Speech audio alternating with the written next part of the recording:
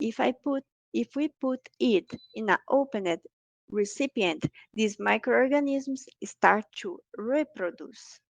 And if you put these same microorganisms in a closed ambient, they start to ferment. And this occurring in all things that we can think in fermentation. So we close these recipients because we need that microorganisms to ferment and the process start.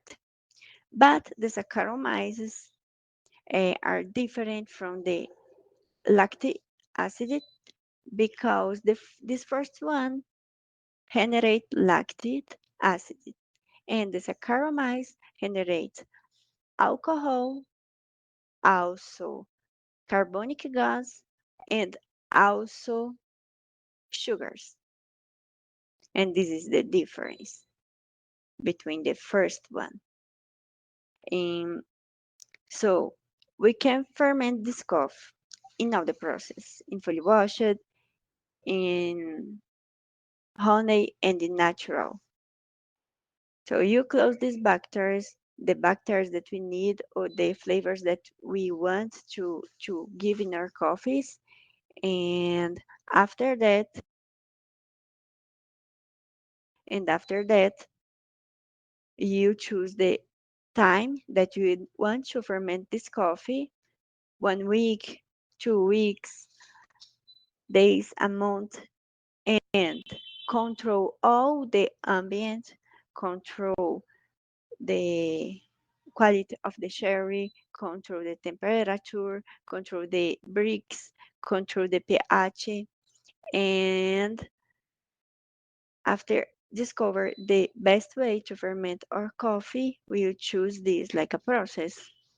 And the result of this is the of the mating process that you applicate. For example, if I choose a natural and do it, for sure, the coffee, you have more fruits, you have more wine, you have more liquor.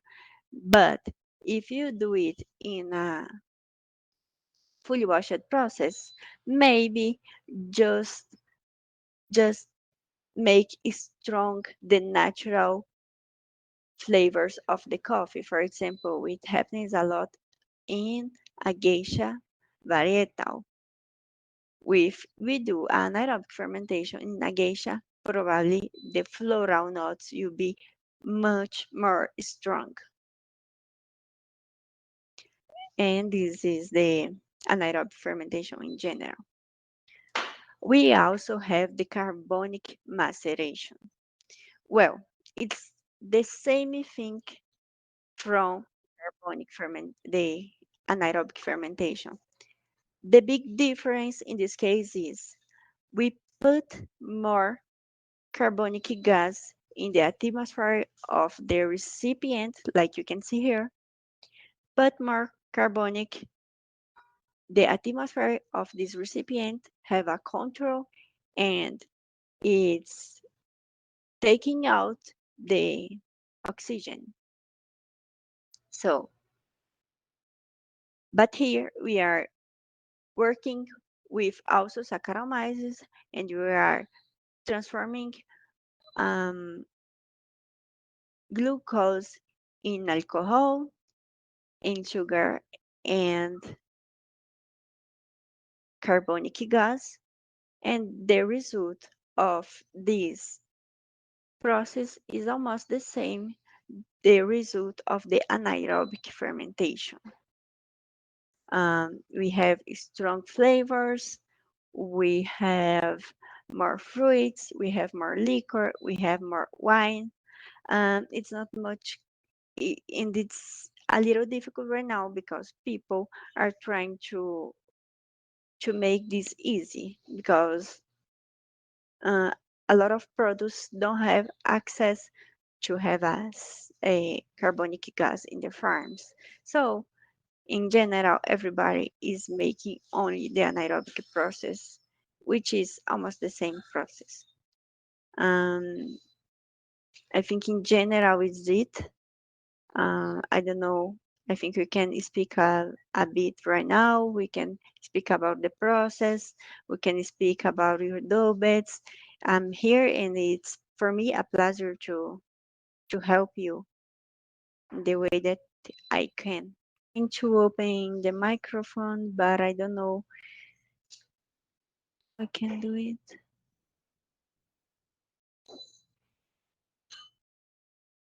I think everybody can speak right now if you want. I don't know if you guys have endobits and This is Thomas. Can you hear me? are trying to speak. I can't listen. I can't hear you. Not sure if you could hear me. Um, but I was wondering if you can maybe talk a little bit more about the results of the various fermentations that you have done and how this affected the various flavors of your coffees. So give a little bit more about the profile. Hello. Well, I think this is uh, all of the content that I had to you today, guys. If you have no doubts, I think we can close this webinar here. And if you have more curiosity of the coffee fermentation process, we can do one by one, explaining about the chemical process, specific in which case. Lily, you can speak if you open your microphone. Hi, Licia. Can you hear me? I can't hear you. Okay. I will text you internally. Can't hear you. Maybe can you write a message? I'm so sorry. I don't know what is happening, but I can't listen you. I know Thomas is making me a question, uh, but I can't listen you. Maybe can you guys write a message? And for sure, it's my pleasure to. Okay, about the results of the fermentation. The, the first one, the lact fermentation, do to the coffee, to the do the coffee to be more sweetness and acidity. This is the well, it's difficult because we don't have big um, comprobations about it. But the first one, the lact process, do supposedly, or in the most of the cases, the the coffee be more sweetness and acidity. And the another one, the another microorganisms, the Saccharomyces, do the coffee more strong with fruits, with liquor, with alcohol. This is the most of characteristics in flavor uh, about these three different processes. I don't know. So I can I speak you with you in English or Spanish? Perfect. Did you understand me? Perfect. So the first one, the lact one, has the more acidic. The result of this process in the cup is a cup more acidic and sweetness. And the last ones, the maceration process and the anaerobic fermentation, it's a most strong process. So this do the cup more with more flavor of liquor, wine, fruits, red fruits, and it's how can I try to explain to you in a better way? It's like a result of one geisha, the first one, a coffee, more sweetness, more delicate, more, and the another one is this the strong coffee that you copy. Whoa, this is to wake up. This is the two difference of these three process because remember Maceration, carbonic maceration and anaerobic fermentation is almost the same process, but in the maceration carbonic, we put more carbonic gas. It's clear. Losing some people, some producers in Brazil is really common. Put fruits in the carbonic maceration to be more stronger. Well, it's only a test.